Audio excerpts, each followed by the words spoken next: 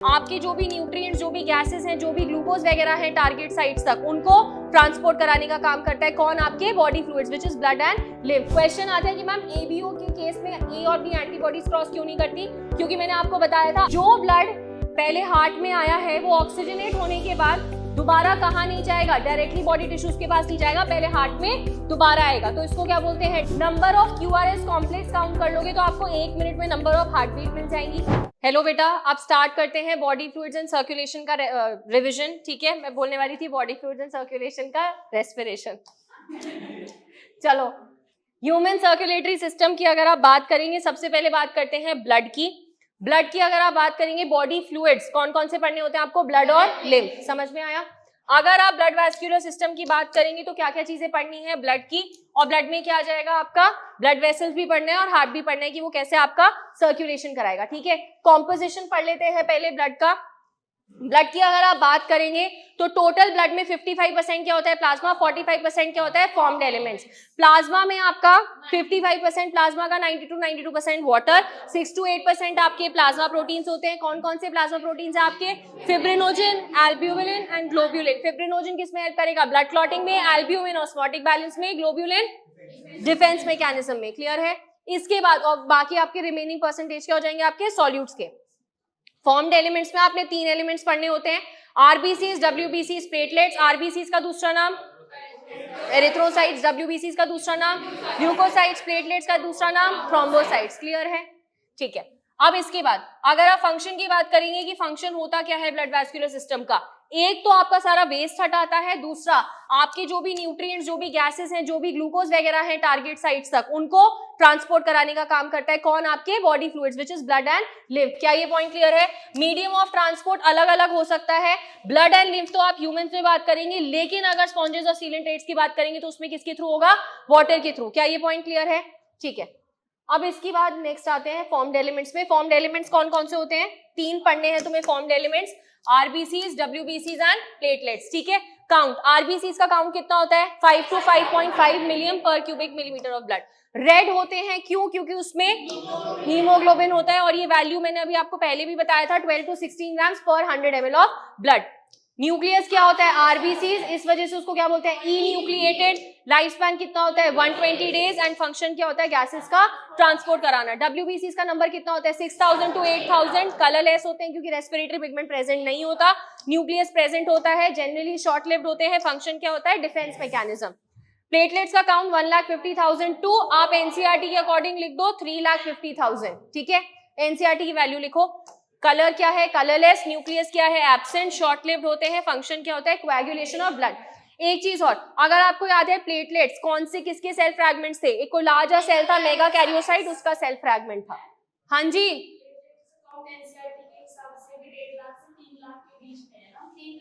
ओ दीदी ये 4.5 लाख था। 1,50,000 to 3,50,000 है ना? 3 लाख नहीं है, 3.5 लाख है। नहीं नलायकों। डब्ल्यूबीसीज कितने टाइप के होते हैं आपके? ग्रैन्युलोसाइट, ए ग्रैन्युलोसाइट। ग्रैन्युलोसाइट्स क्या होते हैं? साइटोप्लाज्म में ग्रैन्यूल्स होंगे, ए ग्रैन्युलोसाइट में साइटोप्लाज्म में ग्रैन्यूल्स नहीं होंगे। कौन कौन है ग्रैन्युलोसाइट?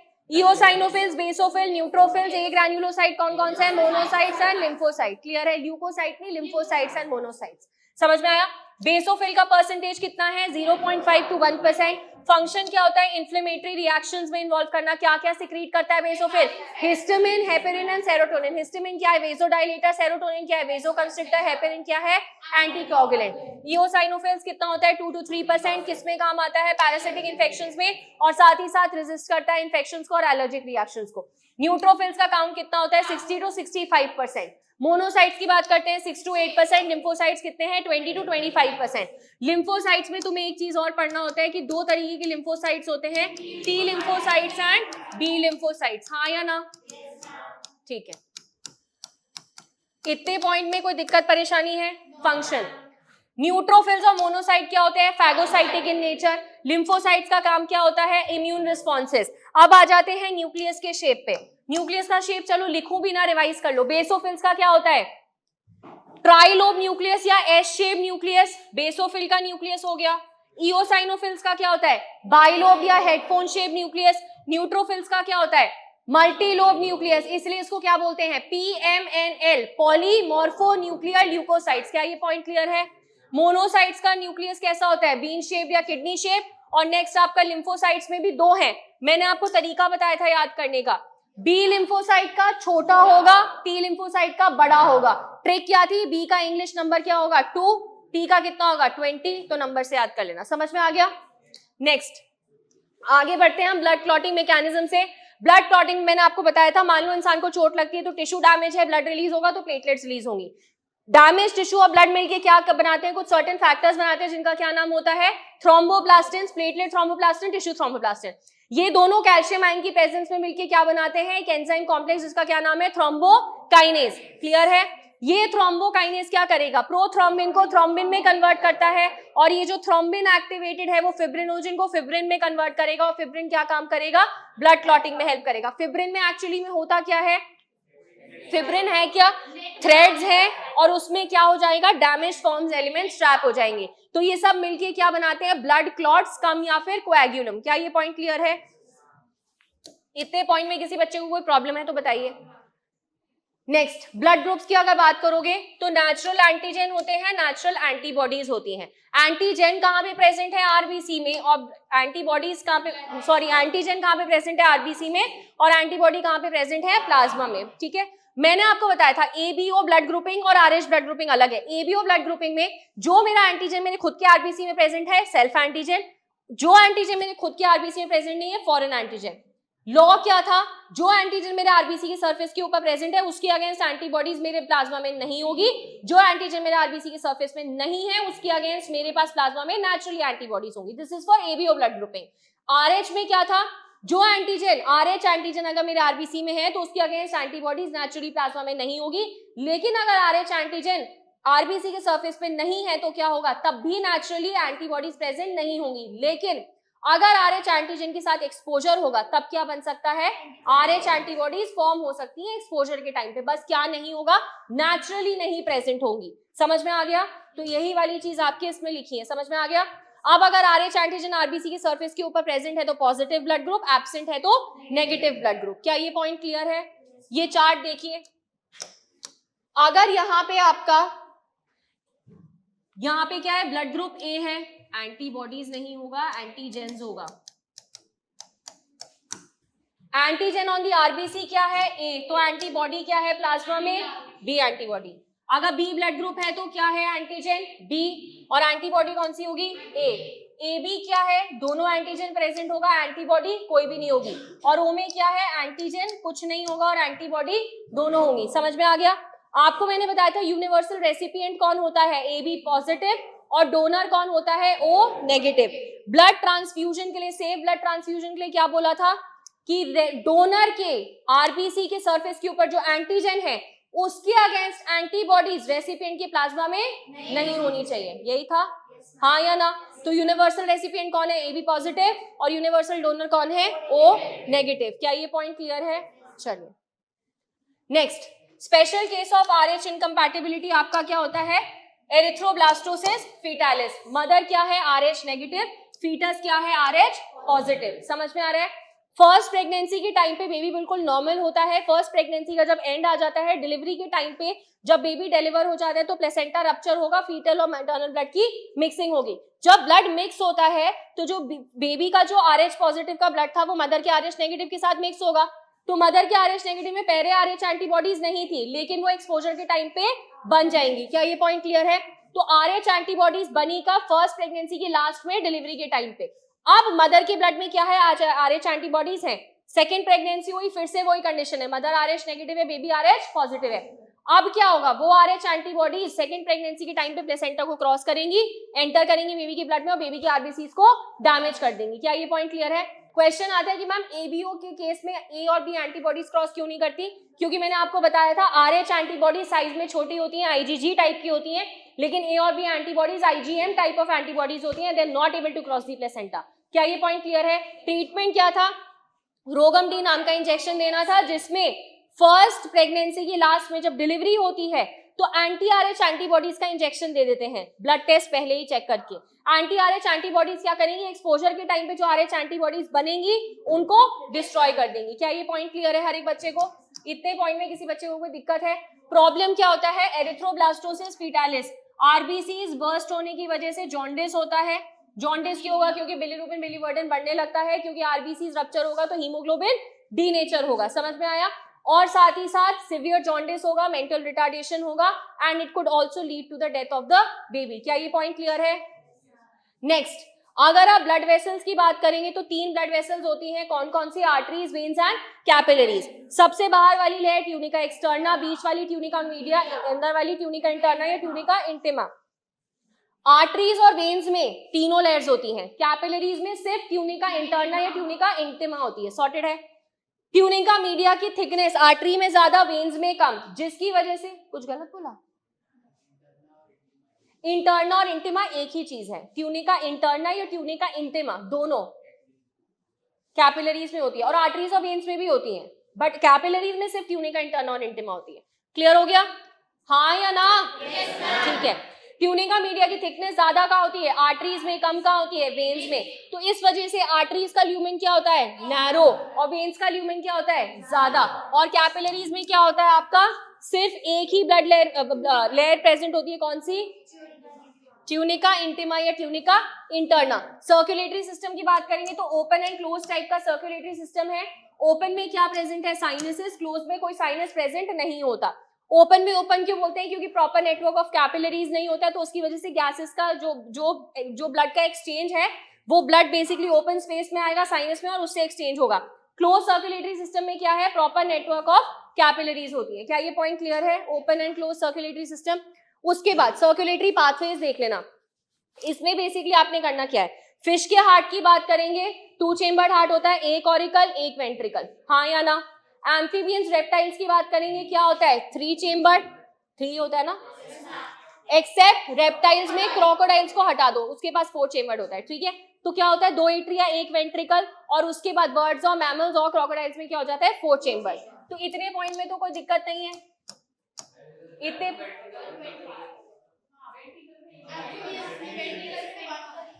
छोड़ दो 1। ओके ठीक है, चलो ओके ठीक है। अब एक और चीज, फिशेज में 2 चेम्बर्ड हार्ट होता है तो क्या होता है? Single circulation. रेप्टाइल्स और एम्फीबियंस में क्या होगा? Incomplete double. और क्रोकोडाइल्स, बर्ड्स और मैमल्स में क्या होगा? Complete double.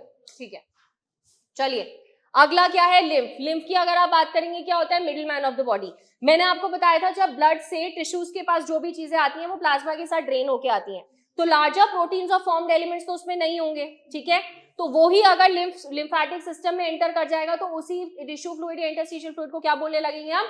लिम्फ। समझ में आ गया? लिम्फ किस किस का मीडिएटर होता है? आपने न्यूट्रिएंट्स ट्रांसपोर्ट कराने हैं, गैसेस ट्रांसपोर्ट करानी है, और साथ ही साथ अगर कोई भी फैगोसाइट वगैरह, कोई भी पैथोजन वगैरह प्रेजेंट है आपके टिश्यूज में से, जो लिम्फ निकलेगा या जो टिश्यू फ्लूइड निकलेगा, तो वो भी क्या करेगा? लिम्फ नोड्स में जाके ट्रैप हो जाएंगे। समझ में आया? क्या हो गया? तो लिम्फ क्या होता है? कलरलेस होता है। क्या प्रेजेंट होंगे? लिम्फोसाइट्स प्रेजेंट होंगे। कौन कौन से? ठीक है ठीक है। काम क्या होता है? Carrier of nutrients, hormones and fats. और लिम्फेटिक सिस्टम क्या करते हैं? इंटरस्टिशियल फ्लूइड को वापस मेजर वेन्स में ड्रेन कर देंगे। पूरा एक वो डायग्राम बनाया था आपको। हाँ बोलो, क्या बंद कर दो? एसी बंद करना है? अच्छा ठीक है, कर रही हूँ अभी। लैक्टील्स क्या होती हैं? वो लिम्फ वेसल्स होती हैं जो किस में हेल्प करेंगी? फैट के अब्जॉर्प्शन में हेल्प करती हैं। समझ में आया? इसके बाद स्टार्ट करते हैं हार्ट। हार्ट क्या होता है? मीजोडर्मली डिराइव्ड ऑर्गन होता है, लंग्स के बीच में प्रेजेंट है, 4 चेम्बर्ड है और स्लाइटली टिल्टेड है लेफ्ट में। समझ में आ गया? लेफ्ट लंग के पास जो डिप्रेशन है उसको क्या बोलते हैं? कार्डियक नॉइज, जिसमें हार्ट प्रेजेंट होता है। सॉर्टेड है? अब एक और चीज, 4 चेम्बर्स होते हैं, 2 upper smaller chambers atria, 2 lower larger chambers ventricles. ठीक है, चलिए इसके बाद हमें पता है कि हार्ट कवर्ड होता है किससे? एक प्रोटेक्टिव कवरिंग से, जिसका क्या नाम होता है? पेरिकार्डियम। अब सेप्टम प्रेजेंट होते हैं 2 एट्रिया के बीच में, inter atrial septum thin muscular होता है, 2 वेंट्रिकल्स के बीच में inter ventricular septum thick muscular होता है, एट्रिया और वेंट्रिकल के बीच में atrio ventricular septum thick fibrous होता है। क्या ये पॉइंट क्लियर है? अब वेल्व्स की अगर बात करेंगे, राइट एट्रियम राइट वेंट्रिकल के बीच में tricuspid valve, left atrium left ventricle के बीच में बाइकास्पिड या फिर मिट्रल वेल्व। अब आपकी पल्मोनरी आर्टरी की ओपनिंग में क्या प्रेजेंट होगा? सेमील्यूनर, एओर्टा की ओपनिंग में सेमील्यूनर। तो वो सेमील्यूनर वेल्व जो पल्मोनरी आर्टरी की ओपनिंग में प्रेजेंट है पल्मोनरी वेल्व, और वो आपकी सेमील्यूनर वेल्व जो एओर्टा की ओपनिंग में प्रेजेंट है उसको क्या बोलेंगे? Aortic valve. क्या ये पॉइंट क्लियर है? इतने पॉइंट में किसी बच्चे को कोई दिक्कत परेशानी? चलिए नेक्स्ट, ये एनसीईआरटी का स्ट्रक्चर देख लेना आप, बस लेबलिंग देख लेना इसकी कहाँ कहाँ है, एओर्टा कहाँ लेबल्ड है, वेना कावा कहाँ लेबल्ड है। जनरल अगर मैं आपको ओवरव्यू दे दूं, आपको पता है वेना कावा के थ्रू सारा डीऑक्सीजनेट ब्लड कहाँ आएगा? आपके राइट एट्रियम में ब्लड कहाँ जाएगा? राइट वेंट्रिकल में। पल्मोनरी आर्टरी के थ्रू कहाँ चला जाएगा? लंग्स के पास ऑक्सीजनेट होने, लंग से ऑक्सीजनेट होके पल्मोनरी वेन्स के थ्रू कहाँ आ जाएगा? वापस लेफ्ट एट्रिया में, लेफ्ट एट्रिया से लेफ्ट वेंट्रिकल में, लेफ्ट वेंट्रिकल से एओर्टा में, और एओर्टा के थ्रू कहाँ चला जाएगा? बॉडी में। तो वही वाली लेबलिंग्स है, उसको देख लेना। क्या ये पॉइंट क्लियर है? कोई दिक्कत परेशानी इतने पॉइंट में?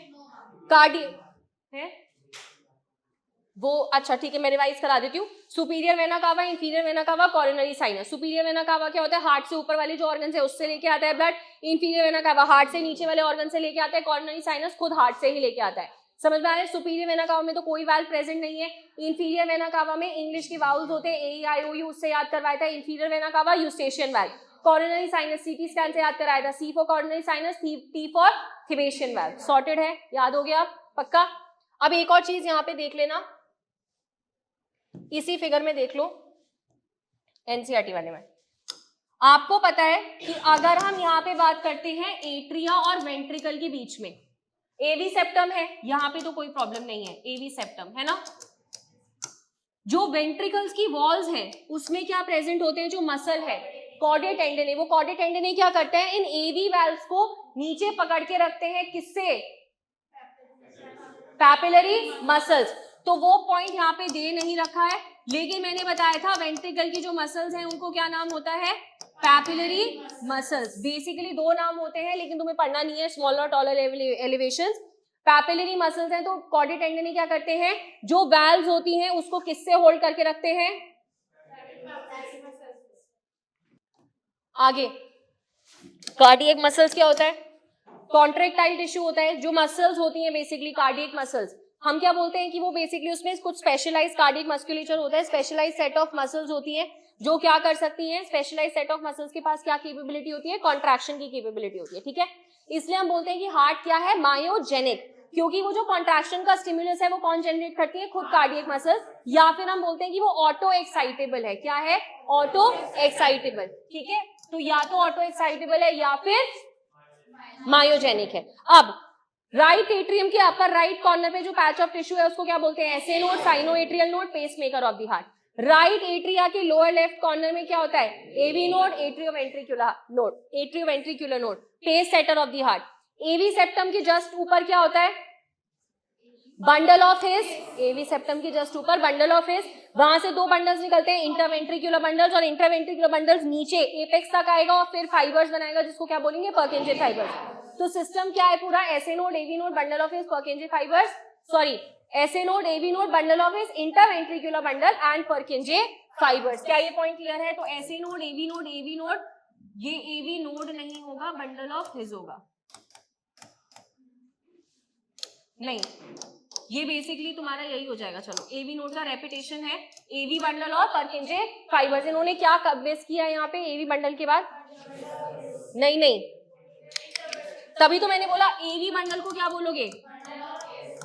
अबे कद्दूओं, मैं तो कंफ्यूज हुई, तुम भी कंफ्यूज हो गए। हाँ, इंटरवेंट्रिकुलर बंडल स्किप हुआ है यहाँ पे, समझ में आ गया? लोकेशन देख लेना, कहाँ पे प्रेजेंट है? Right upper corner of the right atrium. AV node कहाँ पे है? Lower left corner of the right atrium. और ये कहाँ पे है? Interventricular septum. कहाँ पे डिवाइड करेगा? Apex of the ventricle. लेकिन अगर बंडल ऑफ इसकी स्पेसिफिकली बात करोगे तो कहाँ प्रेजेंट है? अबव द एवी सेप्टम, ठीक है, समझ में आया? और इंटरवेंट्रिकुलर बंडल्स कहाँ प्रेजेंट है? वेंट्रिकल की वॉल में, ठीक है। नेक्स्ट सर्कुलेशन बता दूंगी बाद में, इधर आ जाओ। डबल सर्कुलेशन क्या होता है? कि जो ब्लड पहले हार्ट में आया है वो ऑक्सीजनेट होने के बाद दोबारा कहाँ नहीं जाएगा? डायरेक्टली बॉडी टिश्यूज के पास नहीं जाएगा, पहले हार्ट में दोबारा आएगा, तो इसको क्या बोलते हैं? Double circulation. डबल में भी दो होता है, incomplete double, complete double. Incomplete double क्या होता है? 3 चेम्बर हार्ट में, क्योंकि वहां पे मिक्स ब्लड सर्कुलेट होता है, लेकिन कंप्लीट डबल क्या होता है, जहां पे pure complete oxygenated blood pump होता है बॉडीज में। रीजन, क्योंकि प्रॉपर 4 चेम्बर हार्ट होता है, वेंट्रिकल्स में भी सेप्टम प्रेजेंट होता है। क्या ये पॉइंट क्लियर है? तो सिंगल सर्कुलेशन, डबल में भी 2 हो जाएंगे, incomplete double and complete double. इतने पॉइंट में किसी बच्चे को कोई प्रॉब्लम है? डबल सर्कुलेशन में भी अगर हम बात करते हैं आपके पल्मोनरी सर्कुलेशन की, तो राइट वेंट्रिकल से पल्मोनरी आर्टरी के थ्रू कहां जाएगा? पल्मोनरी वेन से कहां चला जाएगा? Left auricle. ये जब थोड़ी देर 5 मिनट पहले बता के आई हूँ। सिस्टमिक में लेफ्ट वेंट्रिकल से एओर्टा के थ्रू कहां जाएगा? टिश्यूज वेना कावा के थ्रू कहां चला जाएगा? Right auricle. समझ में आ गया? ह्यूमंस के पास एडिशनली एक पोर्टल सर्कुलेशन होता है जिसको क्या बोलते हैं? Hepatic portal circulation. Normally heart से टिश्यूज के पास या ऑर्गन के पास ब्लड आता है, ऑर्गन से डायरेक्टली हार्ट में चला जाता है। लेकिन अगर वो ब्लड ऑर्गन से डायरेक्टली हार्ट में नहीं जा रहा है, ऑर्गन से किसी इंटरमीडिएट ऑर्गन में जा रहा है, तब जाके वो बाद में हार्ट में जाएगा, तब उसको क्या बोलेंगे? Portal circulation. और जो आपका इंटरमीडिएट ऑर्गन होता है उसके बेसिस पे आप उस पोर्टल सर्कुलेशन का नाम रखते हैं। तो उसमें क्या हो जाएगा? क्योंकि यहाँ पे इंटरमीडिएट ऑर्गन आपका लिवर होता है, तो आप क्या बोलेंगे? Hepatic portal circulation. और जिस ब्लड वेसल से आपके मेन ऑर्गन से आपके इंटरमीडिएट ऑर्गन तक ब्लड आता है उसको क्या बोलेंगे? Portal vein. और क्योंकि यहाँ पे इंटरमीडिएट ऑर्गन कौन है? लिवर, तो क्या बोल दोगे? Hepatic portal vein. साथ ही साथ कॉरोनरी सर्कुलेशन है, ये तो मैंने आपको बता दिया था। कॉरोनरी साइनस जब बताया था, हार्ट खुद काम करेगा तो उसको खुद ऑक्सीजनेटेड ब्लड भी चाहिए और वो डीऑक्सीजनेटेड ब्लड हार्ट में वापस भेज भी देगा। हाँ या ना? ठीक है। कार्डियक साइकिल, आपको पता है कि एक हार्ट बीट में जो सीक्वेंस होता है इवेंट्स का, उसको क्या बोलते हैं? Cardiac cycle. Sequence of events in one heart beat. तो एक हार्ट बीट, 1 मिनट में कितनी हार्ट बीट होती है? 72। तो ऑन एन एवरेज आप क्या बोलते हो कि एक उसकी ड्यूरेशन क्या है कार्डियक साइकिल की? 0.8 सेकेंड्स। क्या ये पॉइंट क्लियर है? एट्रिया कॉन्ट्रैक्ट करेगा, रिलैक्स करेगा, वेंट्रिकुलर कॉन्ट्रैक्ट करेगा, रिलैक्स करेगा। एट्रिया कॉन्ट्रैक्ट करेगा, एट्रियल सिस्टोल, एट्रिया रिलैक्स करेगा, एट्रियल डायस्टोल। वेंट्रिकल रिलैक्स करेगा, वेंट्रिकुलर डायस्टोल, वेंट्रिकल कॉन्ट्रैक्ट करेगा। मेरे साथ ड्यूरेशन रिवाइज कर लेना। एट्रियल सिस्टोल कितना है? 0.1 सेकेंड। एट्रियल डायस्टोल कितना है? 0.7 सेकेंड। वेंट्रिकुलर सिस्टोल कितना है? 0.3 सेकेंड। और वेंट्रिकुलर डायस्टोल कितना है बेटा जी? 0.5 सेकेंड। समझ में आ गया? इतने में तो कोई दिक्कत नहीं है। एट्रियल सिस्टोल है, cyano atrial node action potential generate करेगा, एट्रिया कॉन्ट्रैक्ट करेगा। चलो ठीक है, कर लिया। एट्रिया कॉन्ट्रैक्ट करेगा, ब्लड कहाँ आएगा? वेंट्रिकल्स में ब्लड आएगा। ठीक है, चलो वेंट्रिकल्स में ब्लड आ गया तो क्या होगा? Ventricular systole. वेंट्रिकल सिस्टोल करेगा तो क्या होगा? राइट वेंट्रिकल से पल्मोनरी आर्टरी में ब्लड जाएगा, लेफ्ट वेंट्रिकल से एओर्टा में ब्लड जाएगा। हाँ या ना? चलिए ठीक है, तो वेंट्रिकुलर सिस्टोल हो गया। और वेंट्रिकुलर सिस्टोल क्यों होता है खुद सोचो। जो आपका एसए नोड ने सिग्नल जनरेट किया था वो एवी नोड तक आएगा, बंडल ऑफ हिस तक आएगा, इंटरवेंट्रिकुलर बंडल तक आएगा, फिर परकिंजे फाइबर्स तक जाएगा। तो वेंट्रिकल को भी वो सिग्नल मिलेगा, इस वजह से वेंट्रिकल क्या करेगा? कॉन्ट्रैक्ट करेगा। समझ में आया? अब इसमें एक चीज और होती है, आपको हार्ट साउंड देखनी होती है। याद करो, अगर वेंट्रिकुलर सिस्टोल होता था तो वेंट्रिकुलर सिस्टोल की स्टार्टिंग में कौन सी वाल्व बंद होती थी? एवी वाल्व। तो उसमें पहली हार्ट साउंड आएगी, कौन होती है? लब। लब के फीचर्स क्या है? Longer duration, low pitch and louder. समझ में आया? वेंट्रिकुलर सिस्टोल जब एंड हो जाएगा, वेंट्रिकुलर डायस्टोल की जस्ट स्टार्टिंग में सेकंड हार्ट साउंड आती है। किसके बंद होने से? सेमिल्यूनर वाल्व्स बंद होने की वजह से। समझ में आ गया? उसके बंद होने की वजह से सेकंड हार्ट साउंड आती है, जिसको आप क्या बोलते हैं? डब। डब के फीचर्स डल है, लो हाई पिच है और शॉर्टर ड्यूरेशन की। समझ में आ गया? लब के फीचर्स सब कुछ एल एल एल से थे, तो एल के जस्ट उल्टा कर देना। वो लाउडर है तो ये डल है, ये लो पिच है तो ये हाई पिच है, वो लॉन्गर ड्यूरेशन है तो ये शॉर्टर ड्यूरेशन है। क्या ये पॉइंट क्लियर है? तो यहाँ पे कोई दिक्कत परेशानी है किसी बच्चे को? एक चीज, स्ट्रोक वॉल्यूम और कार्डियक आउटपुट। एक कार्डियक साइकिल में हर एक वेंट्रिकल जितना ब्लड पंप करेगा उसको आप क्या बोलोगे? Stroke volume. अप्रोक्सीमेटली कितना होता है? 70 ml।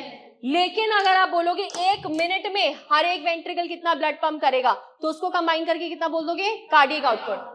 तो अगर स्ट्रोक वॉल्यूम था 70 ml, तो आपने कार्डियक आउटपुट कितना बोला था? Stroke volume into heart rate. क्यों किया था? क्योंकि 1 मिनट में था कार्डियक आउटपुट। तो आपका स्ट्रोक वॉल्यूम कितना था? 70 और इंटू हार्ट रेट कितना था? 72। तो ये कितना आ जाएगा? 5040 ml। तो आपका कार्डियक आउटपुट अप्रोक्सीमेटली कितना आ जाता है? 5 लीटर्स। 5000 ml या फिर 5 लीटर्स। क्या ये पॉइंट क्लियर है हर एक बच्चे को? पक्का? कोई दिक्कत परेशानी नहीं है ना?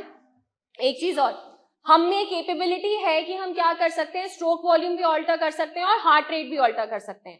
इस तरीके से हम क्या ऑल्टर कर देंगे, कार्डियक आउटपुट। अब एक चीज, अगर मुझे स्ट्रोक वॉल्यूम ऑल्टर करना है तो मुझे क्या करना पड़ेगा, वेंट्रिकल का जो फोर्स ऑफ कॉन्ट्रैक्शन है वो बढ़ाना पड़ेगा, क्योंकि स्ट्रोक वॉल्यूम क्या था, volume of blood pumped by each ventricle. Ventricle जितना ज्यादा स्ट्रेंथ से कॉन्ट्रैक्ट करेगा उतना ज्यादा ब्लड बाहर फेंकेगा, तो स्ट्रोक वॉल्यूम उतना ज्यादा हो जाएगा। समझ में आ गया?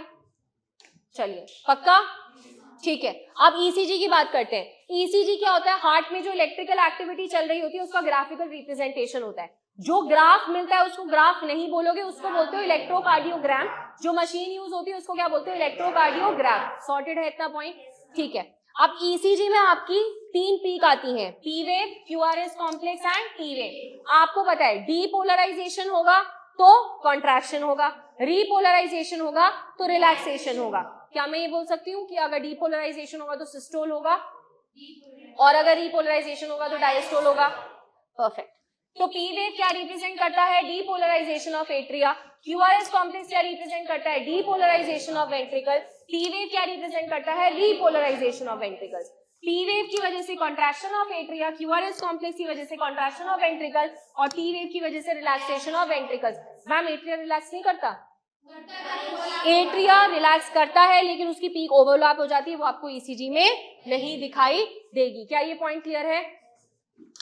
तो ये आपका 3 चीज हो गई, P wave, QRS complex and T wave. समझ में आ गया? Number of QRS complex count कर लोगे तो आपको 1 मिनट में नंबर ऑफ हार्ट बीट मिल जाएंगी। ठीक है, हाँ या ना? पी वेव रिप्रेजेंट करता है डीपोलराइजेशन ऑफ एट्रिया, क्योंकि थोड़ी देर के बाद क्या स्टार्ट होता है आपका, वेंट्रिकुलर सिस्टोल। हाँ या ना? तो ventricular systole begins shortly after Q and end of the T wave will mark the end of the ventricular systole. हाँ या ना? End of T wave will mark the end of the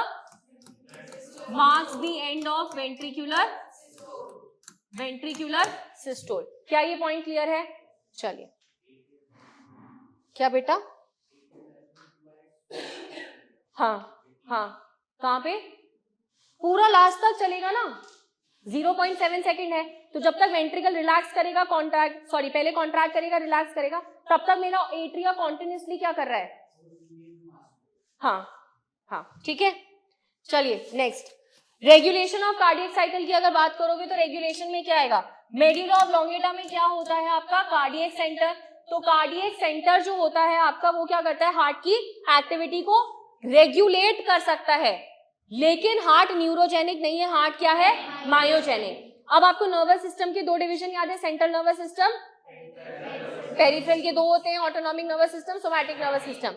autonomic के भी 2 होते हैं, sympathetic heart की activity को बढ़ाएगा, पैरासिम्पैथेटिक हार्ट की एक्टिविटी को कम करेगा। सिमिलरली एड्रेनल मेड्यूला के जो हार्मोन्स होते हैं which are known as catecholamines, example adrenaline, noradrenaline या एपिनेफ्रिन और नॉरएपिनेफ्रिन, वो भी क्या करते हैं, हार्ट की एक्टिविटी को इंक्रीज करते हैं। क्या ये पॉइंट क्लियर है?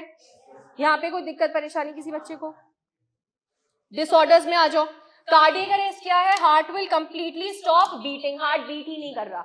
हार्ट फेलियर को याद करने का क्या तरीका है, मैंने आपको बोला था आप फेल कब होते हो, जब 33 से कम नंबर आते हैं। तो हार्ट को हर एक ऑर्गन को जितना ब्लड पंप करना था वो इफेक्टिवली उतना ब्लड पंप नहीं कर रहा है। ठीक है, so heart is not pumping blood enough to meet the needs of the body, which is what, heart failure. क्या ये पॉइंट क्लियर है? नेक्स्ट आपका क्या आ जाएगा, अथेरोस्क्लेरोसिस या फिर coronary artery disease. Coronary artery में अगर आपका फैट्स, कोलेस्ट्रॉल या फाइबर्स का डिपोजिशन हो जाता है, जिसकी वजह से आपकी कोरोनरी आर्टरी का ल्यूमेन और कम हो जाएगा, तो क्या होता है वो, कोरोनरी आर्टरी डिजीज या फिर अथेरोस्क्लेरोसिस। आर्टीरियोस्क्लेरोसिस अलग होता है। ठीक है, हाई ब्लड प्रेशर क्या है, हाइपरटेंशन, हाइपरटेंशन।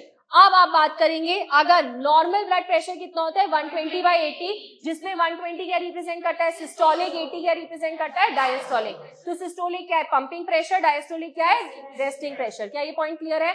140/90 के अबव अगर किसी का बीपी आ रहा है तो आप क्या बोलेंगे, उस पेशेंट को हाइपरटेंशन है। क्या ये पॉइंट क्लियर है? एंजाइना पेक्टोरिस या एक्यूट चेस्ट पेन क्या होता है कि चेस्ट मसल को प्रॉपर अमाउंट ऑफ ऑक्सीजन नहीं मिल रही है, जिसकी वजह से क्या हो रहा है, अक्यूट चेस्ट पेन या फिर एंजाइना पेक्टोरिस। क्या ये पॉइंट क्लियर है? नेक्स्ट, हार्ट अटैक क्या है? हार्ट की मसल डैमेज हो चुकी है, और सडनली डैमेज क्यों है? क्योंकि इनएडिक्वेट ब्लड सप्लाई है। इनएडिक्वेट ब्लड सप्लाई है तो क्या है इनएडिक्वेट? ऑक्सीजन नहीं मिल रहा है। ऑक्सीजन नहीं मिल रहा है तो सेल डेथ ही होगी ना, हाँ या ना? ठीक है। लास्ट, हार्ट साउंड्स किससे सुनी जा सकती हैं? स्टेथोस्कोप की हेल्प से। कार्डियक आउटपुट क्या होता है? Stroke volume into heart rate, ये बता चुकी हूँ। समझ में आया? और हम क्या कर सकते हैं, क्योंकि एक सेकेंड, क्योंकि हम रेगुलेट कर सकते हैं तो किसी भी एथलीट का नॉर्मल इंडिविजुअल के कंपैरिजन में हार्ट रेट ज्यादा होगा। हाँ जी बेटा बताओ। नहीं, हार्ट फेलियर में हार्ट ने जितना ब्लड पंप करना था ऑर्गन को उतना वो ब्लड पंप नहीं कर रहा है, ये इसका प्राइमरी स्टेज बोल सकते हो, लेकिन दिस इज कंप्लीटली डेथ हो जाना, वो उतना डिफरेंस होता है। मैंने आपको दो चीजें बताई थी, मायोकार्डियल इन्फार्क्शन है, हाँ ठीक है, इश्कीमिया और इन्फार्क्शन, दो चीजें बताई थी। समझ में आ गया? ठीक है, सो चलिए ये चैप्टर भी कंप्लीट है। थैंक यू बेटा।